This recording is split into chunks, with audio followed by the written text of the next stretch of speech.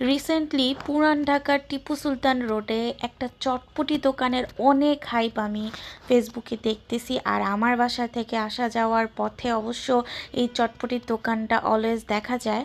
তো ফেসবুকে আমি অনেক হাইপ দেখলাম, এটার অনেকেই অনেক রিভিউ দিচ্ছে। তো কেননা ভাবলাম খাওয়া যাক। তো আমি আমার হাজব্যান্ডকে বললাম যে যেহেতু অনেক ভিড় হয়, যদি ভিড়টা কম থাকে আপনি প্লিজ আমার জন্য এই চটপটিটা নিয়ে আসেন। তো সে আমার জন্য এই চটপটি নিয়ে আসছে।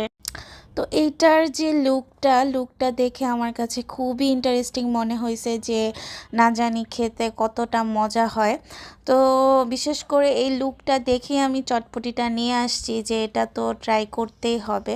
এই চটপটির বক্সটা খুব সুন্দর করে সাজানো হয়েছে, তবে এখানে যে নাচোসের পাঁপড়টা দেওয়া হয়েছে, এই পাঁপড়টা যদি, যেহেতু আমি এটা পার্সেল করেছি বাসায় এনেছি, এই পাঁপড়টা যদি আলগা একটা পলিতে দেওয়া হতো এবং বাসায় এনে মিক্স করে খেতাম, তাহলে এই জিনিসটা একদম ক্রিস্পি থাকতো। তো ওনারা একসাথে মিক্স করে দিয়েছে, যার কারণে এই পাঁপড়ের ক্রিস্পিনেসটা চলে গিয়েছে। এটার জন্য আমার কাছে খেতে একদমই ভালো লাগেনি। তবে আদারওয়াইজ যে ময় মশলা এখানে দিয়েছে সবগুলো খুবই মজা ছিল, একদম 10-এ 10 বলা যায়।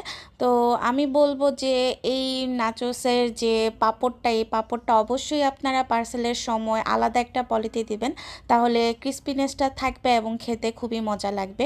আর বিশেষ করে ওইখানে বসে খাওয়াটা আই থিঙ্ক আমার কাছে মনে হয় যে এটা বেটার। চটপটি ছাড়াও ওনাদের আরও আইটেম আছে, লাইক দই ফুচকা, নর্মাল ফুচকা। তবে সবচেয়ে লোভনীয় হচ্ছে এই চটপটির বাটিটা, এটার লুকটা খুবই ডিলিশিয়াস ছিল। আর এমনি সব কিছু একদম অনেক মজা ছিল।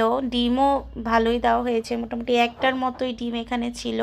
তবে আমার বাসায় এনে খাওয়াতে ক্রিস্পিনেসটা চলে গিয়েছে নাচোসের পাঁপড়ের, যার কারণে আমার ভালো লাগেনি।